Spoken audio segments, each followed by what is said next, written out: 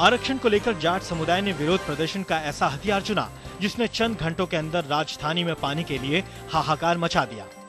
प्रदर्शनकारियों ने मुरादनगर के गंगा नहर से दिल्ली को मिल रहे पानी की सप्लाई पर रोक लगा दी थी। आनन फानन में इस मुद्दे पर पहल शुरू हुई।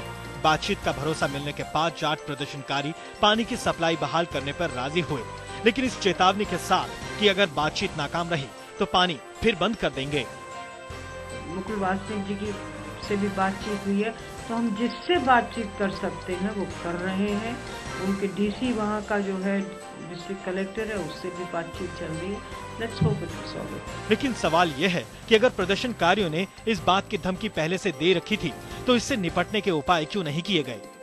आरक्षण की लड़ाई लड़ने वाले अब ये बखूबी जानने लगे हैं कि किस नब्ज के दबाने से दिल्ली में हाहाकार मच जाएगा और उनकी राजनीति भी चमक उठेगी।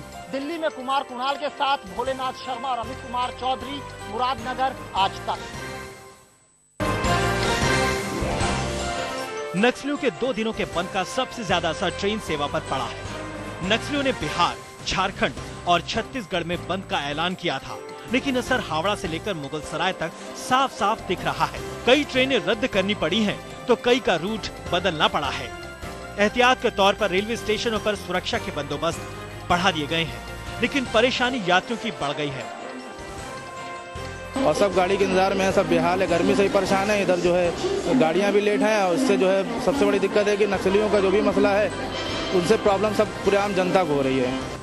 उधर झारखंड में नक्सलियों से 2-2 हाथ करने के लिए अभियान तेज कर दिया गया है। वो वहाँ पर कुंदन पहाड़ का गढ़ था, उसको हम लोगों ने ध्वस्त किया है और वो लोग वहाँ से भागे हैं और अभी भी हमारे सीनियर ऑफिसर्स कैंप कर रहे हैं। हालांकि यूपी के सोनभद्र में 2 टिफिन बम बरामद कर नक्सलियों की मंशा को नाकाम कर दिया गया, लेकिन सचेत रहना जरूरी है। आज तक ब्यूरो। नागा संगठनों के आर्थिक नाकेबंदी से मणिपुर में हालात संगीन होते जा रहे हैं।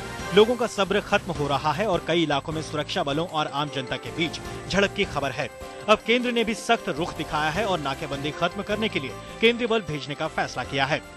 पिछले करीब 2 महीने से नागा संगठनों ने मणिपुर जाने वाले रास्तों को बंद रखा है। इससे वहां जरूरी सामानों की भारी किल्लत है। लोग लंबी लाइनों में लगकर महंगे दाम पर सामान खरीद रहे हैं। मणिपुर सरकार का कहना है कि समझौते की सारी कोशिशें बेकार गई हैं। We are trying to bring all the what to say the commodities through some other ways. But this was perhaps the only democratic way of expressing our resentment. And there is no other way to express non-violently. केंद्र ने नाकेबंदी खत्म करने का ultimatum दिया था, लेकिन मांग ठुकराए जाने पर समस्या से सख्ती से निपटने का फैसला किया गया है। दिल्ली से रविंद्र बाबा के साथ निकेश युमलिम्बांग, इम्फाल, आज तक।